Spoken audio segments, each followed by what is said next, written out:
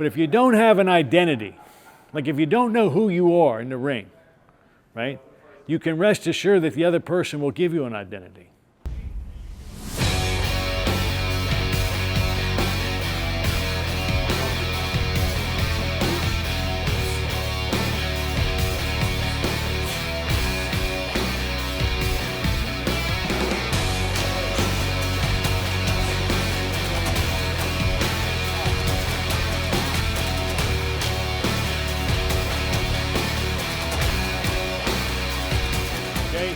So now we're going to do a thing called shadowboxing.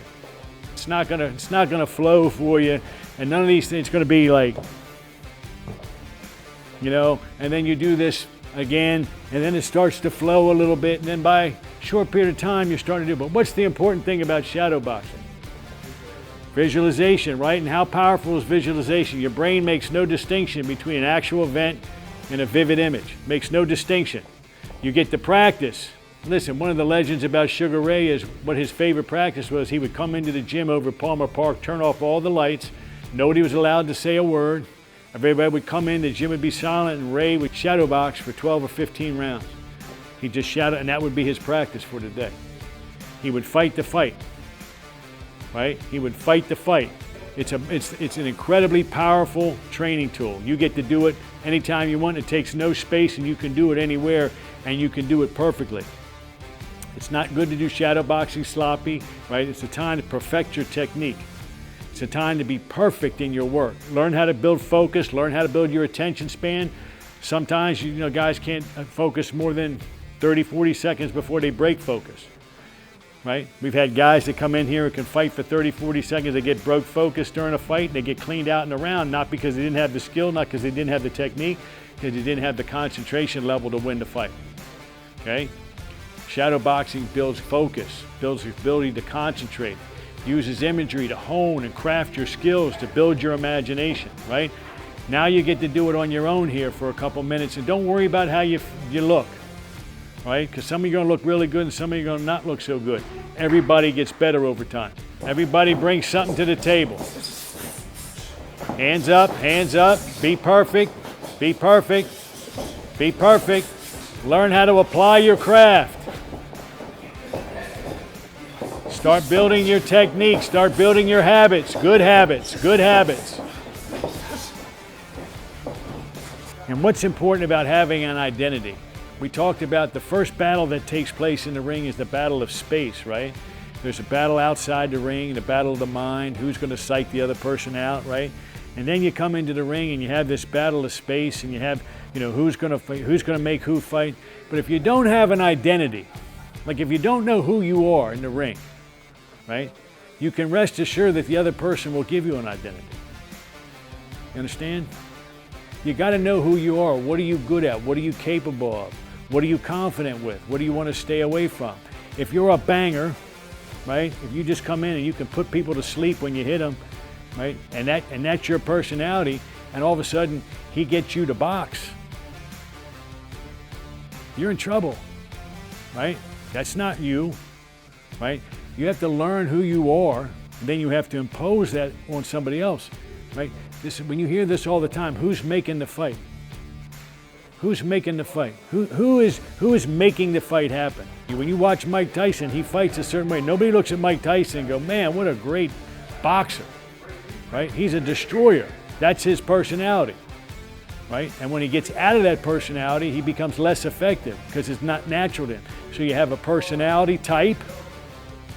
You have a certain type of disposition in your athleticism, you have a certain body type, you have a certain temperament, and that helps you determine what your identity is as a fighter. And if you don't have an identity, the other person will give you one. So there's 4 basic styles of fighting. Very few people are pure, most people are hybrids, okay? It's a mix between the two in some level of percentage, but there's 4 types of basic fighters, okay? There's the bull, right? And a bull does what? Bull puts his head down, comes forward, and attempts to inflict as much damage on you as possible in the most brutish way. Doesn't dance with you, right? He comes out, puts his horns up, and he's trying to crush you, right? And he's willing to absorb punishment and pain to get his point across. And that's what he does, and that's how he's going to fight you. Another type of fighter is the matador. The matador who fights the bull, right? Now, if you go to watch a real bullfight, you'll find out some things about what the matador does. First of all, what does the matador not do? He doesn't run away. They don't pay the matador to run away. They pay him to do what? To walk right up on the bull, right? He walks right up on the bull. And in a real bullfight, right? When the bull comes, he olays the bull. What does he do? He has knives. He sticks a knife in the bull. And what does that do? That makes the bull mad, but the bull starts to bleed, right? And he goes up onto the bull again. The bull comes, he olays it, and he sticks another knife into the bull. And this goes on and on and on to either the bullfighter kills the bull or the bull kills the bullfighter. The bullfighter doesn't go to the corner. The bullfighter goes to the bull. Waits for the bull, uses angles. Another type of fighter is a guy who's a little more thoughtful and cautious, more opportunistic. What does that mean? He's a fox. He's smart, patient, sly. You know, fox waits around for you to make mistakes, and then he takes advantage of the mistakes, right? In a real life, right, a fox will just wait till you leave the lid off the trash can and he'll go in there and eat it. That's what he does. He waits for you to make a mistake. He goes in there and eats. But if you catch a fox in the middle of his eating and you back him up into a corner, what will he do? He'll try and kill you. He'll fight his way out. He's slick, he's smart, he's patient, he's a counterpuncher, right? Very smart, very slick, very patient, very technically sound. Not really a killer unless he has to be, but he can be if he needs to be, right? But he's a guy that basically outsmarts you and outweights you and outthinks you and outcounters you. And then there's the last type of fighter that is we call a fencer, right?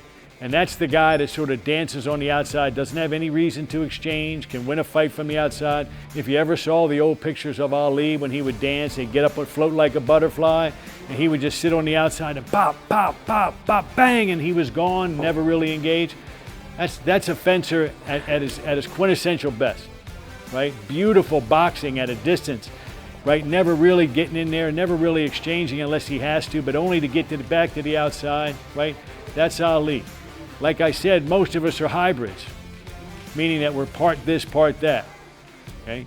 And that goes with your identity and who you are personally and how you express your athleticism and your temperament, right? So if Coach Kavanaugh here wanted to be a fencer, I would urge against that, right? I say that may be a nice idea in your head, but that's not the identity that you're going to express in the ring. It's not going to work for him physically. It's not going to work for his personality, right? Okay? He needs to be a certain type of guy, right? Body types dictate it. Temperament dictates it, right? Athleticism dictates it. All those things go in, but you have to have an idea about yourself when you go into a fight. Otherwise, the other guy is going to give you your identity.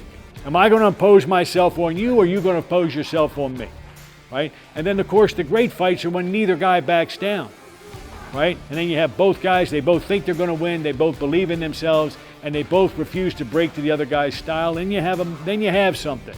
Then you have an Ali Frazier. You know, you have these kind of fights that are legendary, right? But you have to have a notion about yourself. You have to have some identity about yourself. Otherwise, the other guy will give you your identity.